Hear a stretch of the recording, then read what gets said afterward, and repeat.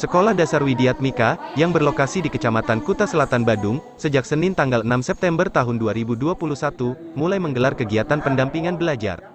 Yang mana, pendampingan belajar dalam rangka uji coba pembelajaran tatap muka ini, tetap mengutamakan protokol kesehatan yang ketat.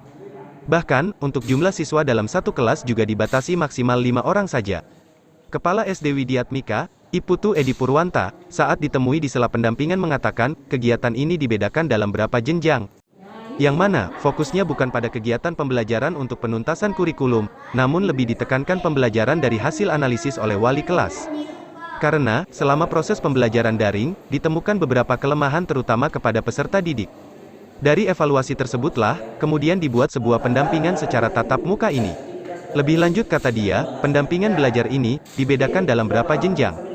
Yang mana untuk kelas rendah yakni kelas 1, 2, dan 3, difokuskan untuk pendampingan belajar membaca.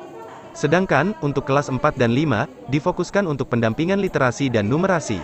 Untuk kelas 6, fokus pendampingannya untuk persiapan ujian sekolah. Kegiatan pendampingan ini juga menurutnya, tidak mengurangi proses pembelajaran daring. Dalam hal ini, saat pagi hari, siswa masih tetap belajar secara daring. Namun saat siangnya, untuk siswa yang mendapatkan jadwal pendampingan, akan datang ke sekolah. Terkait protokol kesehatan, siswa ini selalu diingatkan untuk penerapan 5M. Sebelum dimulainya pendampingan ini, pihak sekolah juga sudah menyosialisasikan seminggu sebelumnya, baik itu secara tertulis maupun daring, melalui video conference bersama dengan orang tua siswa. Dikatakan, sebelum pendampingan ini, mereka juga sudah dipastikan pertama terkait vaksinasi harus sudah 2 kali dan juga sudah dilakukan tracing. Siswa ini dicek riwayatnya, sebelumnya pernah kemana, kontak dengan siapa dan sebagainya. Tracing ini dilakukan untuk memastikan keamanan dari siswa tersebut. Untuk memastikan kedisiplinan penerapan protokol kesehatan selama pendampingan, serta untuk laporan kepada orang tua, siswa peserta pendampingan ini, juga disiapkan kartu disiplin protokol kesehatan.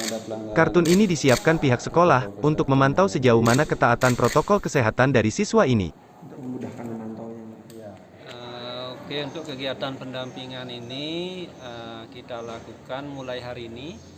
Jadi fokusnya bukan kepada kegiatan pembelajaran untuk ketuntasan kurikulum. Jadi kita belajar dari hasil analisis yang dilakukan oleh wali kelas terkait dengan proses pembelajaran daring yang sudah berlangsung kan gitu. Di mana di sana ditemukan beberapa kelemahan-kelemahan terutama pada peserta didik yang di sana kita rangkum sehingga hasil dari evaluasi itu kita buat sebuah pendampingan secara tatap muka. Nah, fokus kegiatan pendampingan ini kita bedakan sesuai jenjang. Jadi pada jenjang kelas rendah atau kelas kecil, kelas 1, 2, dan 3, itu pendampingannya fokus pada kegiatan atau kemampuan membaca, menulis, dan berhitung. Itu anak-anak. Kemudian untuk kelas 4 dan 5, fokus kegiatan pendampingan ini adalah literasi dan numerasi. Sedangkan untuk kelas 6 mereka fokus pendampingannya adalah kegiatan persiapan ujian sekolah. Nah, untuk diketahui juga kegiatan pendampingan ini tidak mengurangi proses pembelajaran daring. Jadi kegiatan belajar anak-anak selama PPKM yang statusnya masih level 4 sekarang, anak-anak masih belajar daring di rumah. Jadi kita bagi dua, jadi paginya mereka daring, kemudian siangnya yang mendapatkan jadwal untuk pendampingan mereka datang ke sekolah. Pendampingannya kita alokasikan untuk kapasitas kelas 20% setiap harinya. Jadi satu kelas itu yang datang maksimal 5 anak.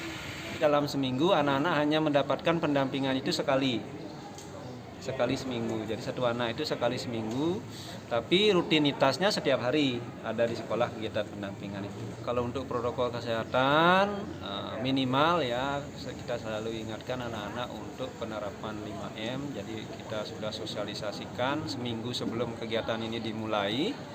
Jadi baik itu secara tertulis maupun secara daring, kemarin melalui wali kelas sudah melakukan video conference juga dengan anak-anak, dengan orang tua untuk protokol kesehatan.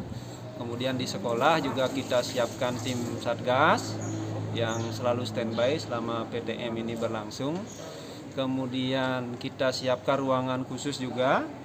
Jadi kita tambahkan satu ruangan di setiap lantai untuk ruangan pemantauan kesehatan. Itu fungsinya adalah untuk memantau anak-anak jika nanti dalam proses pendampingan ini ada yang tiba-tiba sakit, kan kita tidak tahu ya. Nanti kalau ada yang tiba-tiba sakit, kita bawa ke ruang pemantauan. Di sana sudah ada grup piket. Kemudian untuk ketertiban protokol kesehatan, kita buatkan anak-anak kartu disiplin protokol kesehatan namanya, kita namakan itu di sini. Jadi tujuannya untuk memantau sejauh mana ketaatan anak-anak terhadap protokol kesehatan.